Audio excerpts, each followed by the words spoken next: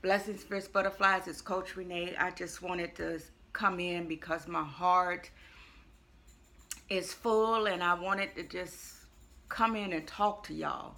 You know, let me talk to you as a mother of a murdered son. Can I talk with you on that level? Okay. So the passion may come in, the emotions may come in, but just hear me out.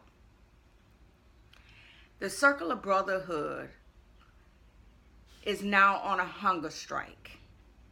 They're on a hunger strike to save our community. They're on a hunger strike to bring awareness to gun violence. And they're seeking other things that can be done to help save our children, because the truth is, people, children are dying out here. Our kids are dying out here. And I've been tired of it, even before my son became a victim of gun violence. And of course, when that happened, it just took my level all the way up. But listen, people, listen. We may not have been chosen to go behind the gate. We know that God say, many are called, but few are chosen. God has chosen 9 men to go behind the gate and sacrifice. They're sacrificing their health. They're sacrificing their desire for food, their need for food. They're sacrificing time with their family. They're doing so much sacrificing right now. And it just breaks my heart that we almost have to push and plead and beg for people to get involved. But we so caught up into, when we was doing our things, nobody came, or we wasn't chosen to make that sacrifice. Listen, it's so much that we can do. The truth is, God already know if half of us went behind the gate, we wouldn't even last. You understand? So listen, we may not have been chosen to go behind the gate with the 9, but we still got work to do out here. They can't do it by themselves.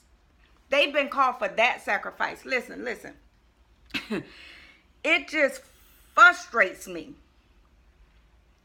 when I look on the news and I see that there was a fight in Walmart, or there was a fight, in the food line. And what breaks my heart, one, that they're acting that way, but two, when they tell you it's only been posted for 3 hours and it has 1 million views. And it has thousands of shares. And then we can turn around and say, hey, there's a rally. There's a candlelight vigil. Another child has been murdered. There's a hunger strike.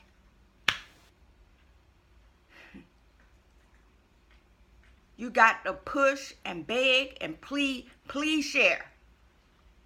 Please share. Please help spread the word. We may not have been called to go beyond the gate. Those 9. God chose those 9. But there's still something we can do. So I don't want us to take on the mindset because we're not behind the gate, we have nothing to do. Everybody not on social media. So, some have the ability to share it on social media. Some have the ability to spread it to your neighbors, spread it to friends, get to talking about it, bring awareness to it. Not awareness so, people can get a pat on the back and say, oh, look what y'all have done. No, it's bad. Man, my neighbor called me and they son say they want to turn in their guns, but they don't want to be known. Can you help with that? I'm talking about what we can do out beyond the gate is so much more than what we're giving ourselves credit for.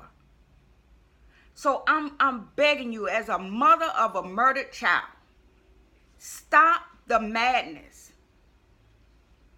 Stop with the selfishness. Stop with the self-hate. It's time. It's been time, but it's now time. We can't change the past. We can only plan for the future. And if we're not doing our part now, we don't have a future. Our children don't have a future. Our children's children don't have a future. Stop with the madness.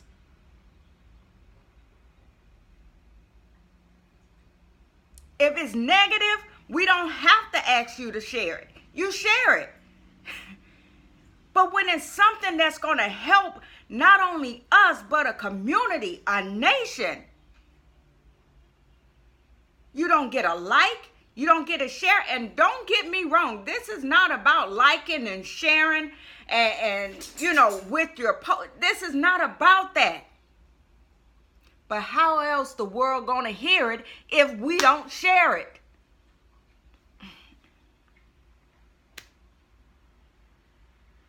Please don't misunderstand my hurt. Don't misunderstand my pain. Don't misunderstand my passion.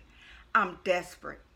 That's what I'm a desperate, hurting mother who have laid a son to rest. And it breaks.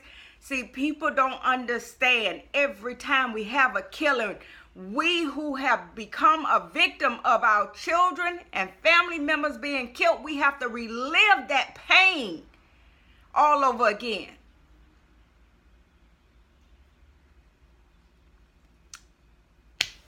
I've seen it many times before, and I don't want to see it again. Nobody wants to get involved until it hits you at your front door. But you know what? The sad thing is, it's too late. Once you get the knock on the door, once you get that phone call, it's too late. It's too late. Then you change, and now you have to start crying out for people to now help you.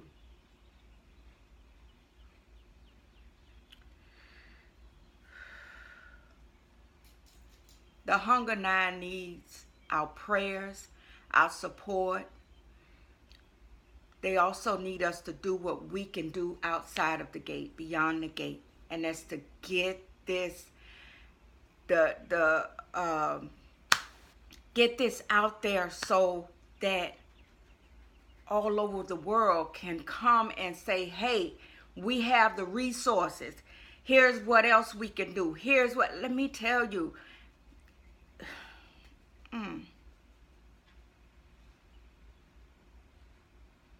Many are called, but few are chosen. We may not have been chosen to go beyond the gate, but we are still called to be a part of God's healing, of God's deliverance, to save our children, to save our community, save our families. Listen, hashtag the Circle of Brotherhood, hashtag the Hunger 9, hashtag any of those, and you can get more information about what's going on and how you can help. But I can tell you now, outside of the gate, it starts with sharing the information and getting it out to the public. Again, please don't misunderstand my pain. Don't misunderstand where I'm coming from. I'm just a desperate mother who is reliving the senseless killing of a son. And I don't want anybody else to have to go through it.